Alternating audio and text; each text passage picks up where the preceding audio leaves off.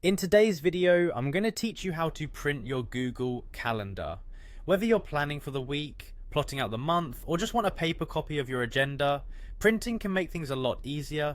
So let's dive straight in and make sure you get a clear, concise printout of your schedule. First, you'll want to open your Google Calendar by navigating to calendar.google.com. If you're not already signed in, go ahead and do that.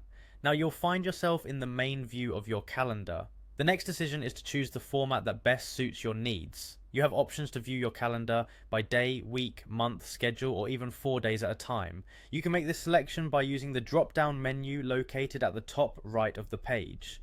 Take a moment to decide which one will work best for your printed version, as this will largely dictate what your printout will look like. After selecting your preferred view, look to the top right corner of the screen for a familiar gear icon. That's your settings menu.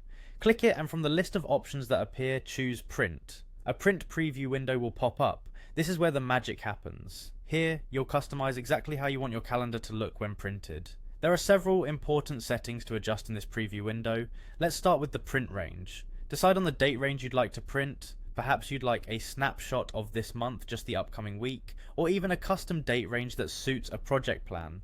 Once you've got your dates in order, consider the font size next. Adjusting the font size can make a big difference, especially if you're worried about readability. You don't want to strain your eyes with tiny text, so pick a size that offers a balance between fitting all your information on the page and being easy to read.